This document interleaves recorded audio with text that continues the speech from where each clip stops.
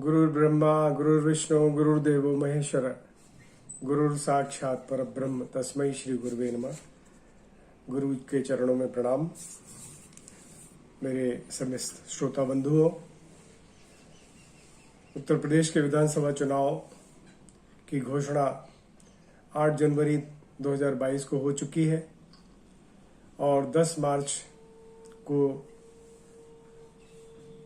चुनाव के परिणाम आप सभी के सम्मुख होंगे। उससे पूर्व मैंने चुनाव के परिणाम पर एक ज्योतिष की क्या प्रक्रिया होगी या एक ज्योतिष से इसका किस तरह से विश्लेषण किया जा सकता है, तो एक विश्लेषण मैंने आपके सम्मुख रख रहा हूं।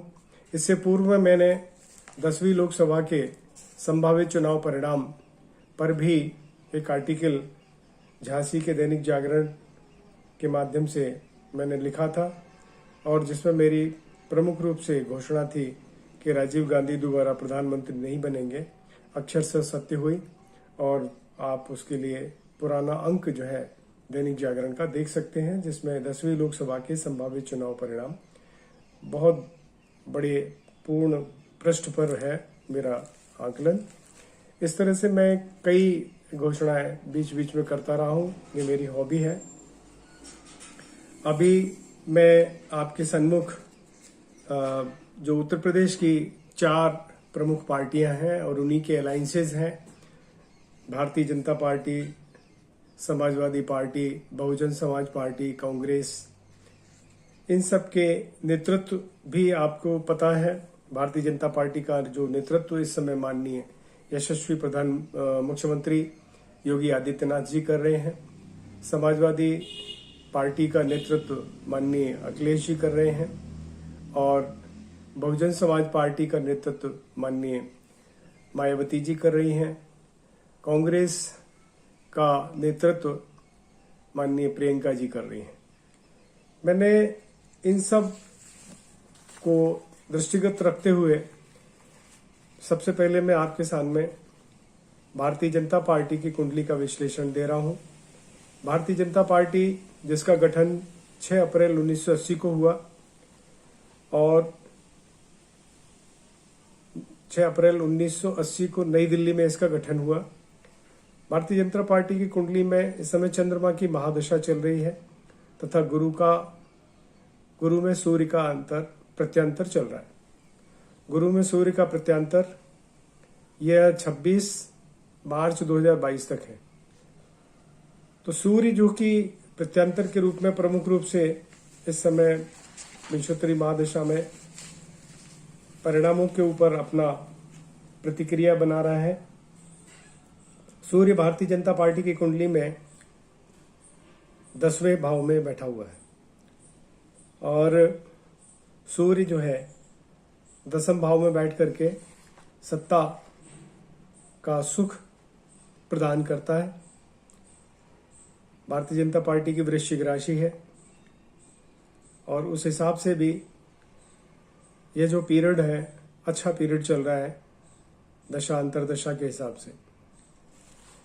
इसमें भारतीय जनता पार्टी में इसका जो नेतृत्व कर रहे हैं माननीय योगी आदित्यनाथ जी, उनकी जो डेट ऑफ बर्थ मुझे प्राप्त हुई है वो 5 जून 1972 गढ़वाल के हिसाब से मेरा ज्योतिषीय विश्लेषण मैंने किया है। इसमें केतु की महादशा चल रही है जो 2017 से शुरू हुई है और इसमें केतु में गुरु का अंतर चल रहा है और गुरु में भी खास करके बुध का प्रत्यांतर चल रहा है। बुध माननीय योगी आदित्यनाथ जी की कुंडली में लाभ का कारक होकर के, लाभेश होकर के 10वें स्थान में बैठा हुआ है सूर्य के साथ, शनि के साथ। यह भी पीरियड जब मैंने इसका आकलन किया है, विश्लेषण किया है, तो ये बहुत अच्छा रिजल्ट इनको दे रहा है और इनकी सरकार दोबारा गठन हो रही है। इसी तरह से समाजवादी पार्टी जो कि 4 अक्टूबर 1992 में इसका गठन लखनऊ में हुआ था और इसका गठन माननीय मुलायम सिंह जी के द्वारा किया गया था। समाजवादी पार्टी की कुंडली में भी राहु में गुरु में केतु का अंतर चल रहा है और समाजवादी पार्टी का नेतृत्व इस समय माननीय अखिलेश जी कर रहे हैं, जो कि पूर्व मुख्यमंत्री हैं उत्तर प्रदेश के। अखिलेश जी की कुंडली में भी केतु में शनि का अंतर चल रहा है और शनि इनकी कुंडली में भाग्य स्थान पे बैठा हुआ है। सत्ता पक्ष का वो व्यय भाव कहलाता है। तो भाग्य में बैठ करके भाग्य साथ तो देगा, लेकिन जितना साथ उसे देना चाहिए सत्ता से उतना उसको नहीं मिल रहा है विंशोत्तरी महादशा की गणना के हिसाब से। इसी तरह से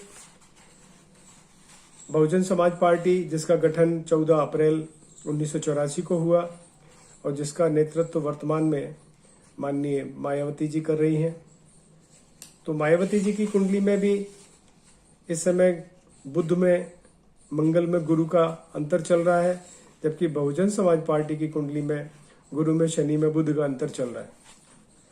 तो माननीय मायावती जी की कुंडली में बुध में मंगल में गुरु का अंतर, और गुरु इनकी कुंडली में लग्न में बैठे हुए हैं, उच्च के बैठे हैं हालांकि, तो उनको तो ठीक है, परंतु बहुजन समाज पार्टी की कुंडली में जो इस समय बुध का प्रत्यांतर चल रहा है, गुरु में शनि में बुध का प्रत्यांतर, तो वो जो बुध है वो नीच राशि में वहां पर चल रहा है 10वें स्थान में। तो वो मेरे हिसाब से उतना वजनदार नहीं हो रहा है। और इन सब गणनाओं पर जब हमने विस्तार से गोचर का और विंशोत्तरियों का, इन सब का जब हमने परिणाम देखा, तो जो रिजल्ट आए हैं वो रिजल्ट के हिसाब से